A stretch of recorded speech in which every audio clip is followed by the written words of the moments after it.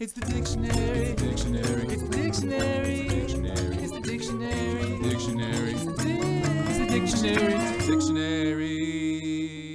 Hello, word nerds, and welcome to another episode of The Dictionary hosted by me, Spencer.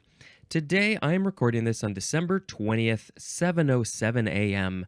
I realize that's probably a weird thing to call out every episode. It doesn't affect you. It's not anywhere near the date or time that you are listening to this or watching this.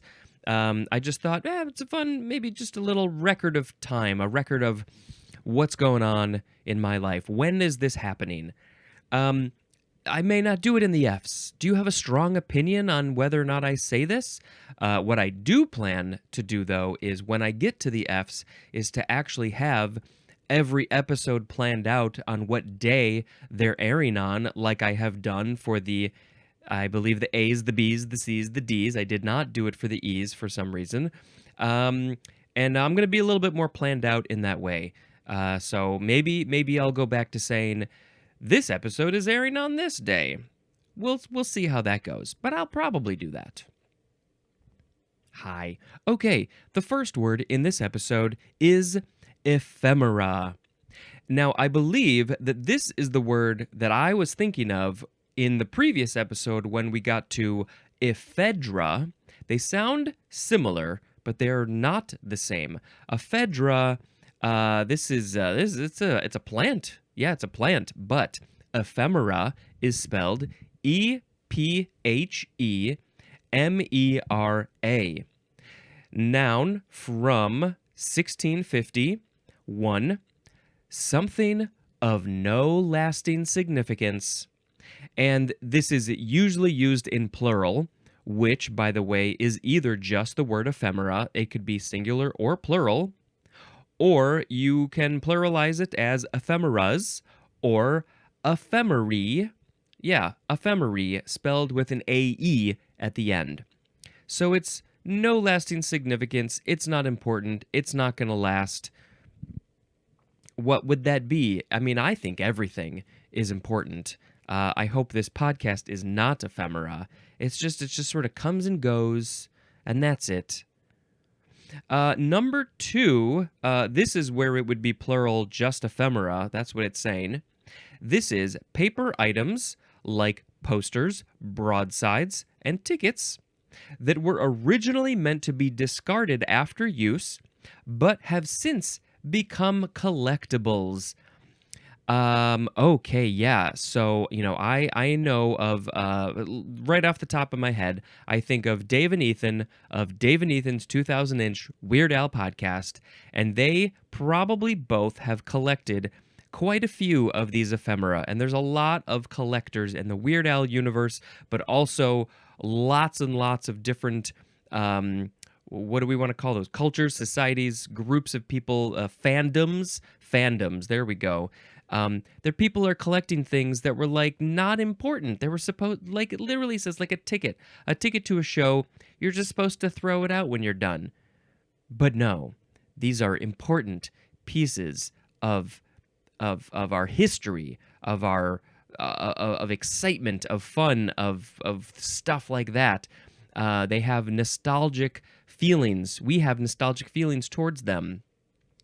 So yes, these are now. See, that's what's interesting is that it's kind of the opposite of the first one. The first one is it has no lasting significance, but here it's supposed to have no lasting significance, but it does have a lasting significance. What else? What else can we say about these? I don't know. When I was young, I collected all of my movie tickets. This was back in the day when we were still getting physical movie tickets. I guess some places you still do, but not much. And I had a Ziploc bag full of them. And at a certain point in my life, I think we were just trying to get rid of stuff. It's like, you know what? I got to get rid of these.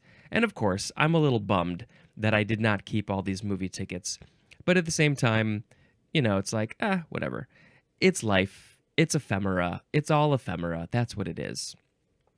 So this word uh, has very little in the way of etymology. It's just from the Greek ephemera, which is the neutral plural of ephemeros or ephemeros, and it doesn't say what it means, so it's probably just their word for something that just means nothing, not important at all. Yeah, that's it. Ephemera. Well, let's make a sound effect that's it's ephemeral. It's like sure.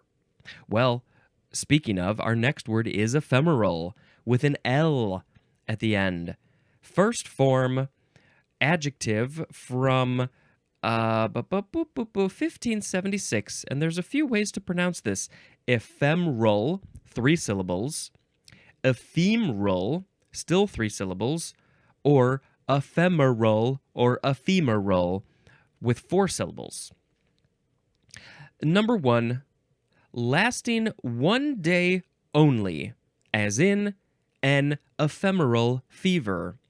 So your fever is like, oh, I just feel crappy for a day, or my fever's just here for the day. It's just hanging out. It just took a day trip to my body, and then it leaves. It's ephemeral. It's like, it's in and out, in and out. That's it. So number 2 is lasting a very short time, as in ephemeral pleasures. That's what most of them are. And you know what? They should be ephemeral pleasures, because if you're having the pleasures all the time, then they're not pleasurable anymore. You need the crappy with the happy. The crappy with the happy. That's how it goes. Just a short little time. Ephemeral pleasures. This podcast is ephemeral pleasures. It's just about a half hour-ish. A synonym is the word transient, because that's something that just sort of comes and goes. It's here and it's gone. Ephemerally is an adverb, and we do now have more etymology. Now, I don't know why they didn't put this in the previous word, ephemera, but we got it here. So yes, this is from the Greek ephemeros, which means lasting a day or daily. So right there, we see where this word comes from. It's just it's here for the day, and then it's gone. And that word, ephemeros or ephemeros, is from the epi prefix plus hemera, which means day. And then we will learn about the epi prefix later in this episode, so we can sort of maybe take what that means and put it to this and see if we can figure out a bit more about what that prefix means and how it's related to this word. And so, yeah, ephemeral, it's just daily. And then, of course, ephemera, the noun, came from that. And you have it for a day, and then you get rid of it for the day. I don't know. I'm trying to think of other examples of something that's here for the day, and that's it. Can't think of anything because my brain is so focused on just reading the words. So let's do more of that. The next word is the second form of ephemeral. Noun from 1807.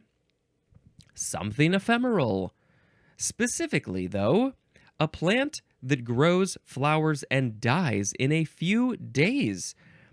I have never heard of this type of plant.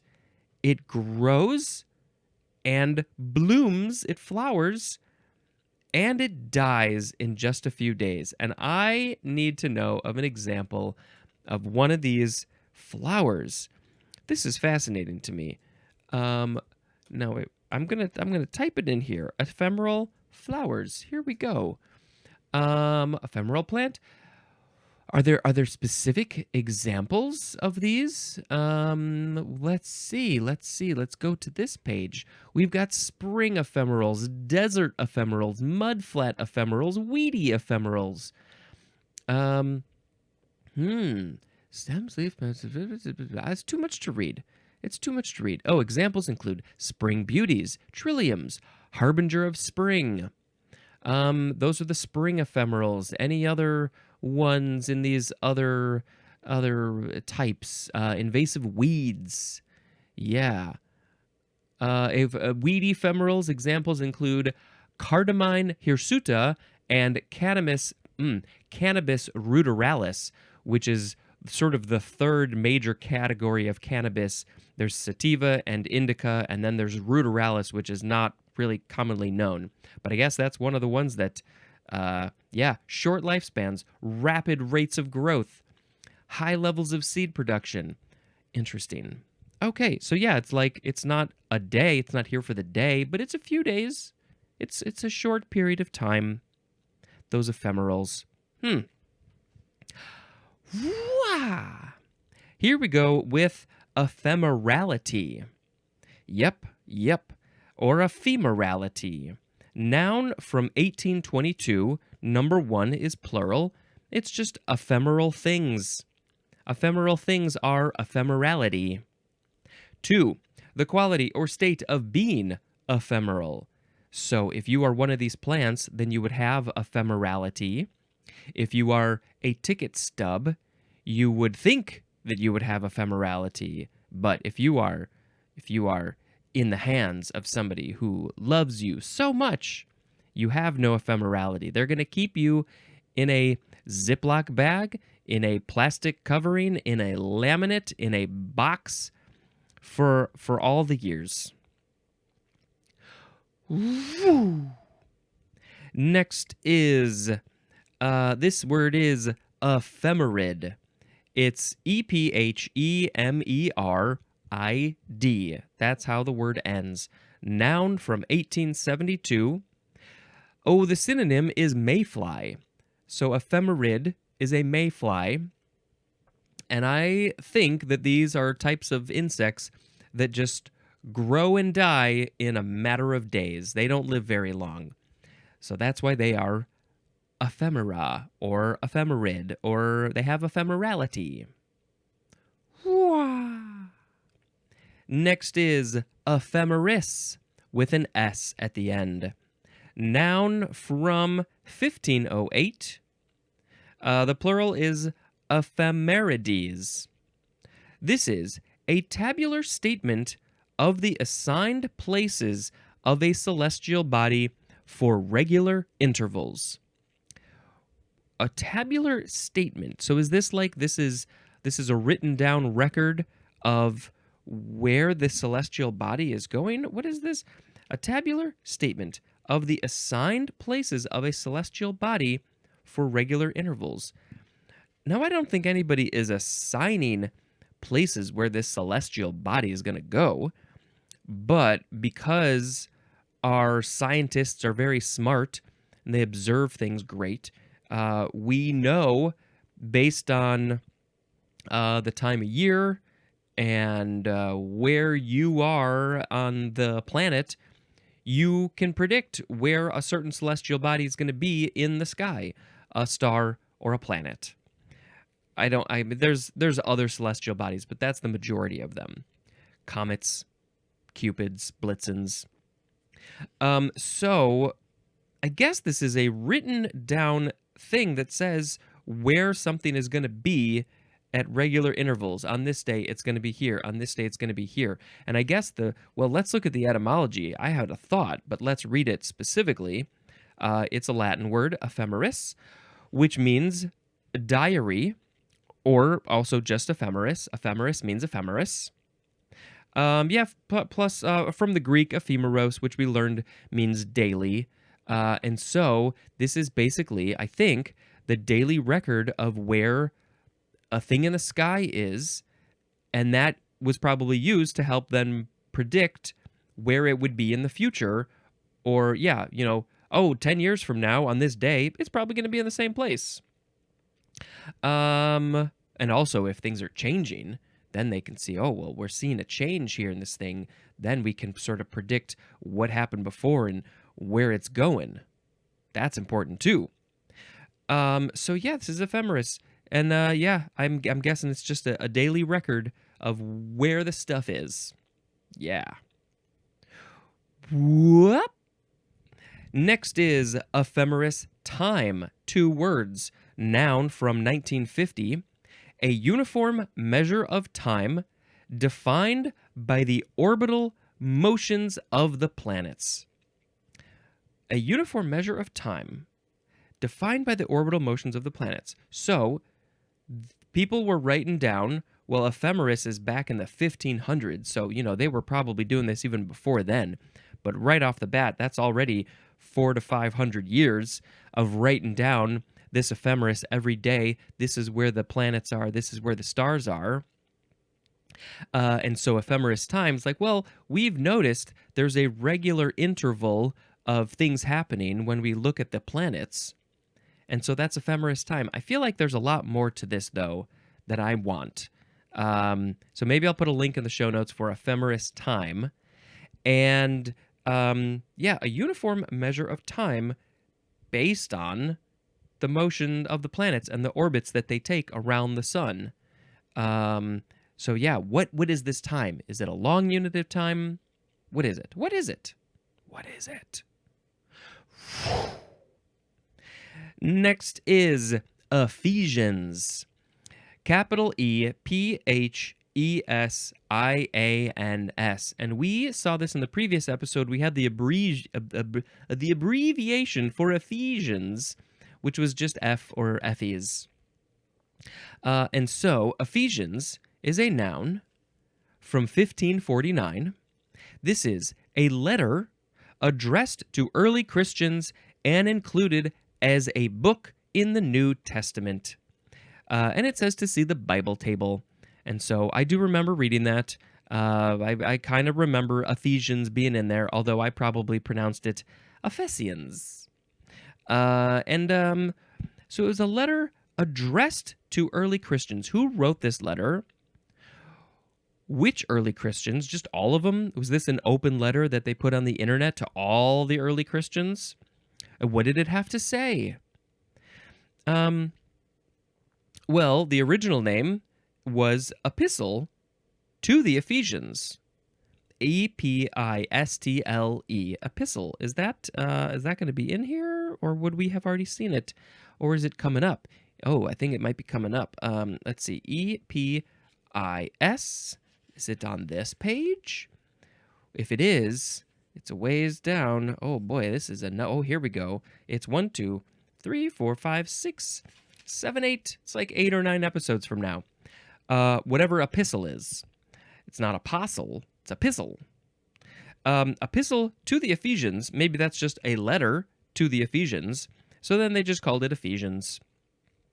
And it often gets abbreviated to EPH or EPHES. I don't know. Maybe I'll put in a link in the show notes for this one too. What does it have to say? What did this letter say? Next is ephod or ephod, EPHOD, ephod, noun from the 14th century. This episode is filled with things that I don't know. Number 1, a linen apron worn in ancient Hebrew rites. That's rites, but especially a vestment for the high priest. So in religious ceremonies, basically, they would wear this piece of clothing. It says it's an apron, a linen apron. So is that just down on your bottom half, like waiters will wear an apron? Or is this, an apron going from your chest down, like when you're cooking in the kitchen, you got to have a big old apron? What kind of apron is it? Is it just the type of apron maybe that you put in your neck thing here, and then it's like when you're eating lobster, you got to have that type of apron? What is it? What is it? It's an ephod, and it's for religious rites. Number 2, an ancient Hebrew instrument of priestly divination. So, what is priestly divination? What are you doing that's divine? And it's some sort of tool. Maybe we need to put a picture for both versions. I assume it's different things, the clothes and this instrument. So maybe we got to put a picture on the social media for this ephod and see what it looks like, because we're all curious. It's Hebrew from they just spell it differently. Once it got into English, they took off the H at the end, hacked it off. Next is epher or ephar. Ephar or epher? I think either one. It's close. ephor. Noun from 1579. Number 1. One of 5 ancient Spartan magistrates having power over the king. Oh, well, see, typically we think of kings having all the power, but no, in this context, in Sparta, they had 5 magistrates that had power over the king. So, what's the point of a king if the people got power over? Well, it's kind of like maybe the Supreme Court here in America. The president has, they're the top leader, but the Supreme Court is like, well, you know what? We need somebody, we need a group of people to be like, nah, maybe the president didn't make the best decisions. Maybe it's kind of like that. The epher, that's what they're called. Number 2, a government official in modern Greece, especially one who oversees public works. So yes, this definitely seems like a Greek thing because I think Sparta is in Greece. I should know this, maybe. Where is Sparta? Let's just do a quick little look for Sparta. It was a prominent city-state in Laconia in ancient Greece, so maybe it doesn't exist anymore. Or maybe it became Greece. I'm sure there's a lot more that we could read about that. So yeah, the epher. They're just important government people. The name is from the Greek ephoros, which is from ephoron, which means to oversee. So they're overseeing everything. They're important. They make decisions, probably. This word is from the epi prefix plus horon, which means to see. And so epi makes it oversee. You see a thing, but oversee is a whole other thing. You look down on everything else because you're so important. There's more at the word wary, W-A-R-Y. Oh, did I miss? I think I missed epherate. Epherate is a noun. I would think it would be epherate, but it says epherate. So an epherate, would that be one of the ephers? I don't know. Whoop. Next is Ephraim. Yeah, that's it. Ephraim. Capital E-P-H-R-A-I-M. Ephraim. Noun from before the 12th century. A son of Joseph and the traditional eponymous ancestor of one of the tribes of Israel. And it's just from the Hebrew name. I don't know how it's pronounced, but I'm going to assume it's the same or similar. Ephraim, spelled with a Y in there. So Joseph's son is this the Joseph who wore the Technicolor dream coat? Go, go, go, Joseph. And the traditional eponymous ancestor of one of the tribes of Israel. So one of the tribes of Israel, I guess, was named after Ephraim, who was the son of Joseph. There's a whole lot of history that I just don't know. What are the other tribes called? I don't know. Should we look that up? Should we put that in the show notes? What are the tribes, the ancient tribes of Israel? That's the right word. Here we go with Ephraimite. Yeah, that's how you say it. Ephraimite. So it's the same word as the last word with I-T-E at the end. Noun from 1568. 1. A member of the Hebrew tribe of Ephraim. So one of the Ephraims, they're called an Ephraimite. Ephraimite. Number 2. A native or inhabitant of the biblical northern kingdom of Israel. So maybe that's where this tribe lived, in the northern part of, I guess, what we call now is Israel, or what used to, I don't really know. Dude, that whole region, clearly, I'm recording this in December when we still got some real messed up stuff happening over there. A lot of innocent people dying, a lot of people who just want to live their lives. And it's all based on this geography, this area, this holy land that multiple people, multiple groups are claiming as this is mine, this is mine. Well, maybe if you're all claiming it, then maybe you're more similar than you think. You all come from the same place, the same things, and then for some reason you just diverged into two different, probably more than two different areas and places and thoughts and beliefs. And can't we just come back together in some way, or at least respect, at least see, be empathetic to the other people? Why can't we do this? Anyway, clearly the geography of that area is complicated. Okay. Whoa. It's ephemera. It's all ephemera. Here we go. Now, finally, we got to the epi prefix, EPI, or just EP, depending on the context. This is, it has no year. Why don't prefixes ever have a year? I'm sure there's a very good reason for that. Number one, it means multiple things with multiple examples. Oh my God, why are all these under number one? Okay, let's do this. Upon, that's the first one, as in the example, epiphyte, with a PH, upon. So something is on something else. Also, besides, as in epiphenomenon. Epiphenomenon. So is that like a phenomenon that's next to another phenomenon, or a different than another phenomenon? Okay. What else? Attached to, as in the example, epididymis. Epididymis. Is that skin? I don't know what that is. Also, over, as in epicenter. So it's over the center? Over the center? Also, outer, as in epiblast. This could be cells on the outside of a thing, at the outside of the cell is the epiblast, maybe. After. Wow, I am having a deja vu situation right now. And I guess that's not surprising.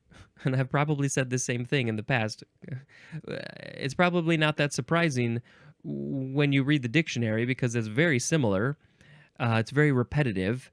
But, I was probably reading another prefix at some point in the last 5 years that had a lot of examples like this. And so it's feeling very weird to me right now. But so the last one here for number one is after, as in epigenesis. So that's the genesis is the beginning of a thing, and then what happens after that is the epigenesis. I'm sure that's incredibly simplified. Okay, all of those were number one. This is a very versatile prefix. Upon, besides, attached to, over, outer, and after. I think that's 6 different things in number one. Now, let's go on to 2A. Chemical entity related to another. And in parentheses, it says related to such another. Not sure why that had to be specified out, but I'm sure there's a good reason. Lexicographically. There's an example, ephemer or ephemer. And of course, all of these words are going to be coming in the next handful of episodes, because now we're starting this whole big epi section. So it's a chemical entity related to another. It's a chemical thing. It's related to another thing that's also a chemical thing. 2B, chemical entity distinguished from such another by having a bridge connection, as in epichlorohydrin. Epichlorohydrin. So there's some sort of bridge connecting things, and there's multiple chemical entities. What's the bridge? Is it the chloro thing? Is it the hydrin, which might be water? Who knows? Who knows? Okay. Now, this is from the Greek epi, which means on or at or besides, or after, akin to the Old English eophot, which means crime. Oh, interesting. Now, why though? I have to look very closely because the word eophot is spelled E-O-F-O-T. The E-O-F is in italics, which makes me think that that's the part that's related to this epi prefix. So is eophot mean crime? And then how is that related to the epi word in Greek, which means on, at, besides, or after? And why do we have this word, this prefix, that means so many different things? Is there a connective tissue between them? On, at, besides, after. I mean, we also have upon. That's similar. Attached to, over, outer, after. I don't know. What's the... It's like... It basically is like it's something that's connected to this other thing. It could be connected to it in all these different ways. It could be in it, on it, next to it, behind it, under it, through it. It's related to whatever this thing is. I think that's kind of the thing. Right? Good. Okay. Now, let's get into some of these words. What do they mean? And how is epi related?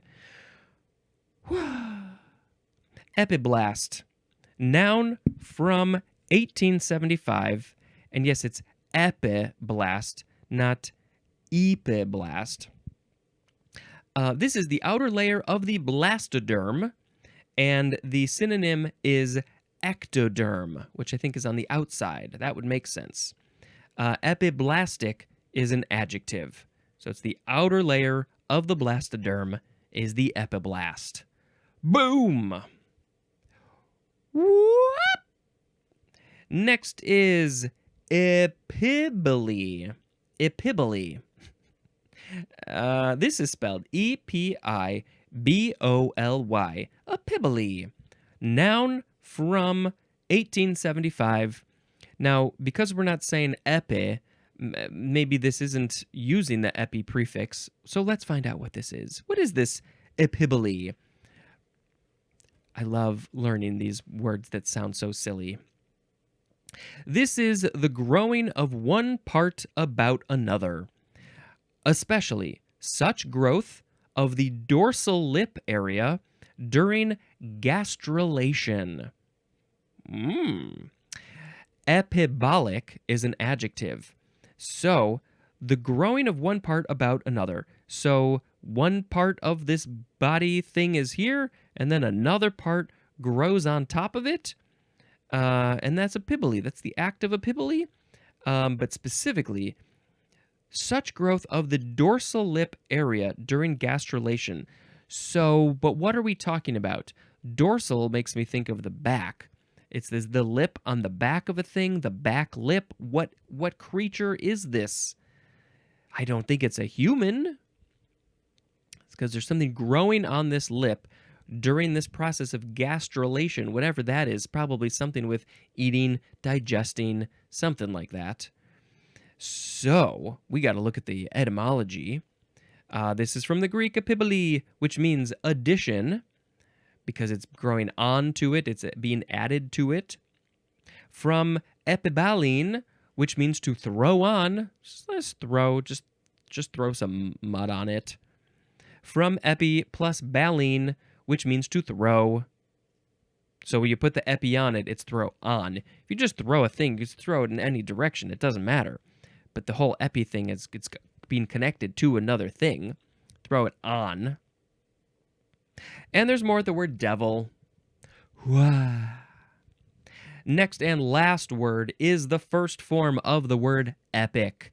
E-P-I-C. And I don't think this is using the epi prefix because C is just C. I don't think, yeah.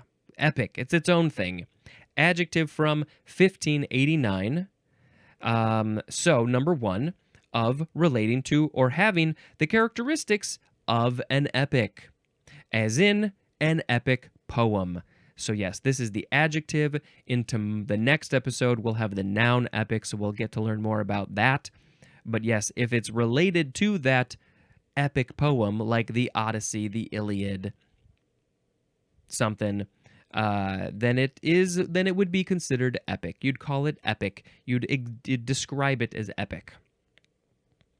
2a, extending beyond the usual or ordinary, especially in size or scope, as in his genius was epic.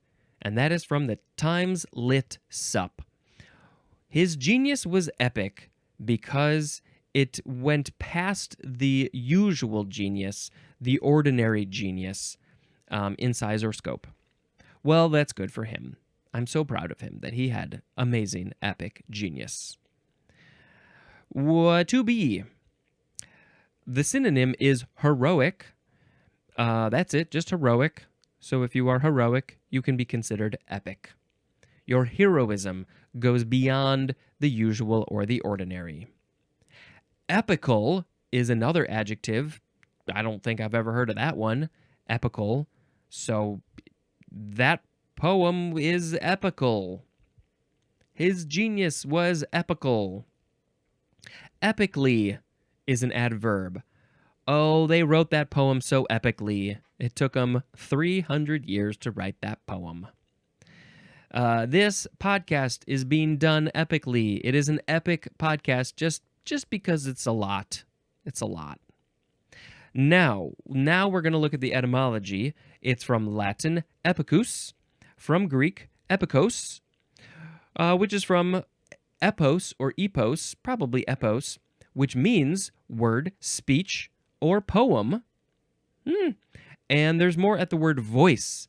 So it seems like, and I probably learned this at some point, but I forgot, this word epic literally began as words, speech, poems. They would write things down, maybe very, very long things, and then as society and culture and words change and evolve, we started to use the word epic in other ways because it came from these epic poems, these very long things. So it just means words. It's words and speech and poem. That's it. That's what it means.